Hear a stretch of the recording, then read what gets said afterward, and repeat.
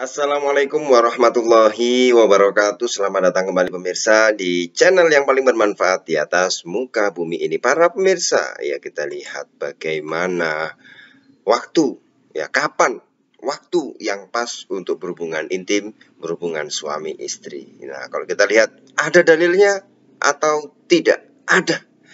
Jadi sunnah hukumnya melakukan hubungan seks, ya hubungan suami istri, hubungan intim, ya itu pada kapan? Yaitu malam hari. Ya, ada hadisnya, ada ya. Berdasarkan sebuah hadis dari Nabi Shallallahu Alaihi Wasallam dari sabda beliau, adakanlah temu pengantin kalian pada malam hari dan adakanlah jamuan makan syukuran resepsi pernikahan pada waktu duha. Ya. Nah ini ya, jadi ada hadisnya. Nah. Kemudian kalau di sini para ulama menghukuminya sunnah. Ada seringkali paradigma yang salah ya di saat ini ya. Ini sesuai sunnah Rasul. Ya, sunnah Rasul dengan hukumnya sunnah itu bisa jadi berbeda.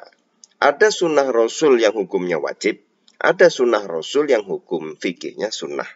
Ya, jadi ini harus dipahami ya. Jadi kadang saya sedih melihat teman-teman itu ini sesuai sunnah, tapi hukumnya apa? Hukumnya adalah wajib gitu ya. Ini sesuai sunnah, tapi diagung-agungkan padahal hukumnya sunnah saja. Ya, masih ada yang wajib gitu loh. Tidak mengerti. Jadi kalau kita berbicara tentang sunnah, ya dalam tanda kutip di sini sunnahnya apa? Dalam pengertian sunnahnya dalam ilmu hadis, ya segala ya sunnah itu kalau dalam ilmu hadis sunnah itu sama dengan hadis. Apa definisi hadis? Yaitu kullu qaulin, setiap perkataan, wa fi'lin, ya perbuatan, wa takririn, ketetapan dari Nabi Shallallahu Alaihi Wasallam. Itu sunnah, itu hadis. Sunnah di sini dalam ilmu mustalah hadis yaitu sama dengan apa? Hadis. Ya. Tetapi dalam ilmu fikih yang kita bahas pada video kali ini, hukumnya, hukum fikihnya itu ada fardu atau wajib. Ya, mungkin ada fardu ain, ada fardu kifayah, wajib yang untuk diri sendiri, ada wajib yang sebagian, ya. Atau ada sunnah, ya, ada mubah, ya, ada makruh, ada haram. Ya, ada sunnah muakkadah, sunnah yang mendekati wajib. Ada makruh, ya, apa namanya, mendekati haram. Ada juga, ya. Ada makruh tanzih saja, ya, seperti itu dan macam-macam, ya. Tapi yang 5 itu yang pokok, ya, fardu atau wajib, sunnah, mubah, makruh dan haram, ya. Itu para pemirsa. Jadi kalau kemudian apa namanya, berhubungan ya di malam hari antara suami istri, hukum fikihnya adalah sunnah. Ya kebetulan ini sesuai sunnah Nabi, sesuai hadis Nabi. Ya, nah adakanlah. Nah adakanlah ini fi'il amr. Ya, fi'il amr itu fi'il perintah. Nah fi'il perintah itu di dalam hadis bisa bermakna wajib, bisa bermakna sunnah. Ya, kalau kemudian orang, adakanlah temu pengantin kalian pada malam hari. Oh, ini hukumnya wajib. Kalau kemudian dia hanya membaca letterlek, tidak memahami. Ya. Tetapi walaupun itu fi'il perintah atau fi'il amr, ya kata kerja perintah dari Rasul sabda Nabi, tapi hukumnya di sini para ulama ahli fikih yang mengatakan hukumnya sunnah. Jadi boleh nggak pagi? Boleh.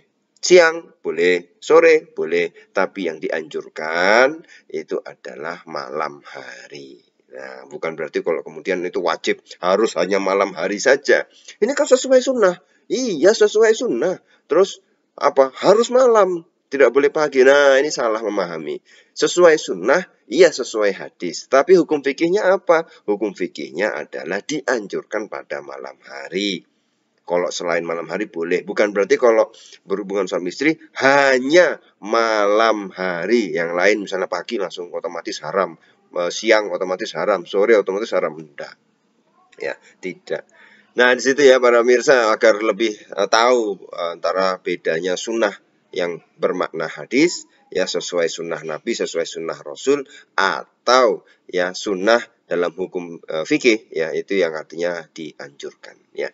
Nah, kalau tentang pernikahan, bulan yang baik untuk melakukan pernikahan ya, sebenarnya semua bulan baik ya untuk menyelenggarakan resepsi pernikahan.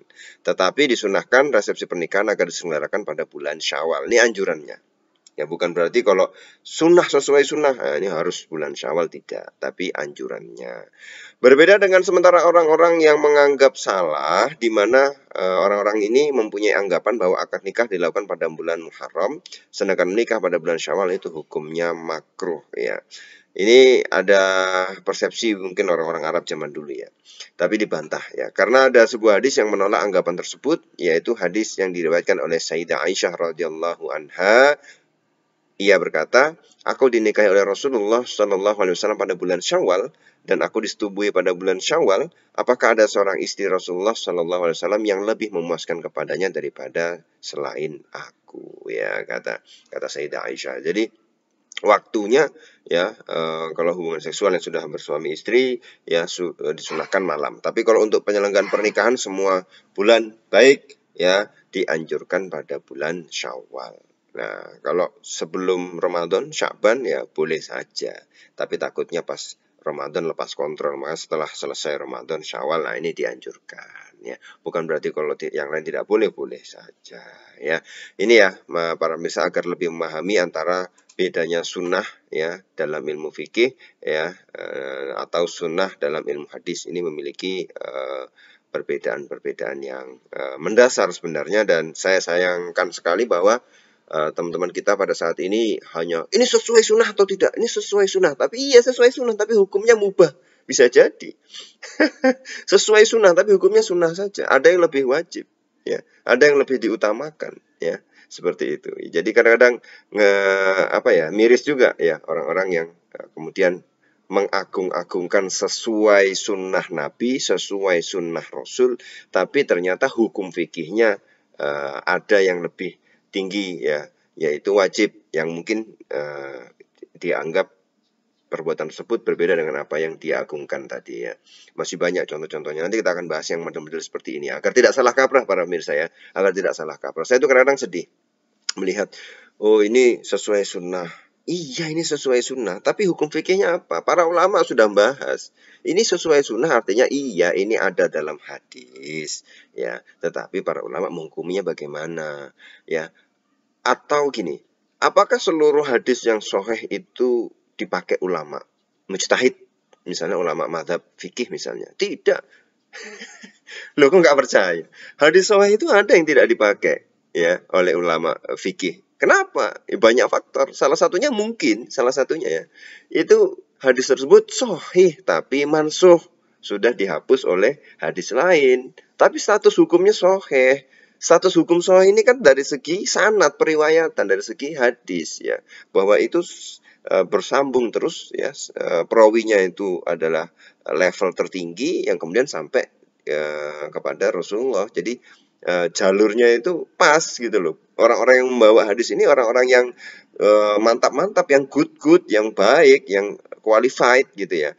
Dan hadisnya ketika diteliti ternyata sampai kepada Rasulullah, tapi maka dihukumi hadisnya sahih, tetapi tidak dipakai. Mohon maaf, loh kenapa? Ya jangan ngeyel, kamu tidak tahu, kamu tidak paham. Ternyata apa? Ada hadis sahih lain yang menghapus hadis sahih ini. Jadi tidak patokan bahwa setiap hadis sahih pasti bisa dipakai, enggak. Ya, makanya itu perlu ke ilmunya ya. Jangan sok tahu. Jadi ada ilmunya. Jadi hadis sahih bisa dipakai ya. Itu kalau para ulama memakainya. Ada hadis sahih, sanadnya sahih ya, periwayatannya sahih, derajatnya, levelnya hadis ini sahih, tapi tidak dipakai ya. Kenapa? Nggak boleh, bahkan haram untuk memakainya ya. Bisa jadi bisa ya. Kenapa? Karena sudah dihapus oleh yang terupdate, yang terbaru hadis sahih lain. Terima kasih para pemirsa. Ini untuk menambah pengetahuan kita bersama. Mudah-mudahan bermanfaat. Assalamualaikum warahmatullahi wabarakatuh.